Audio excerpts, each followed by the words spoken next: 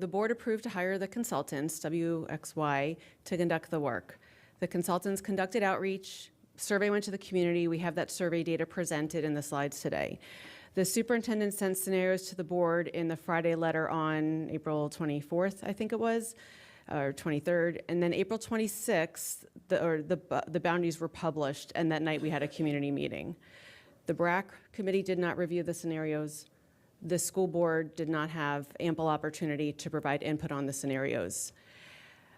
I am finding the updates today far too cavalier for my liking and imprecise. I think it's dismissive of the amount of real emotional heartache that thousands of students and families have experienced.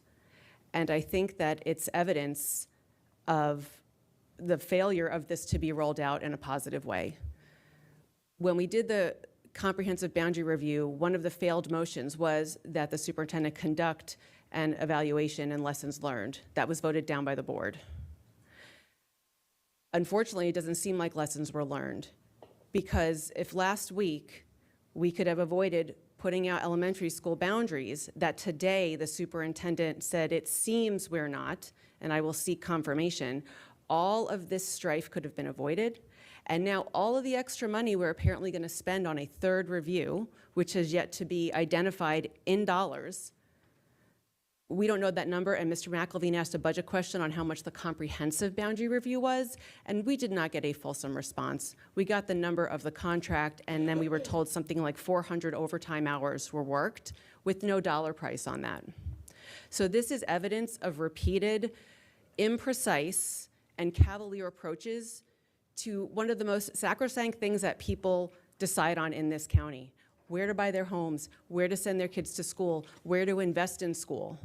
I want my colleagues to please understand. So last Tuesday, the map came out and drew a line through Fox Mill estates.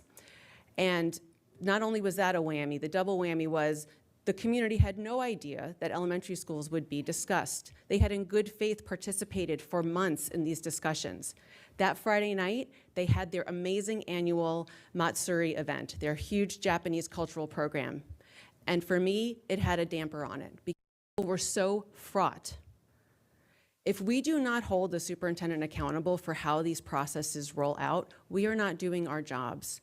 It is our right to know how much money is being spent. It is our right to know what she is proposing to the public more than 30 seconds in advance. Tremendous pain has been done in this community.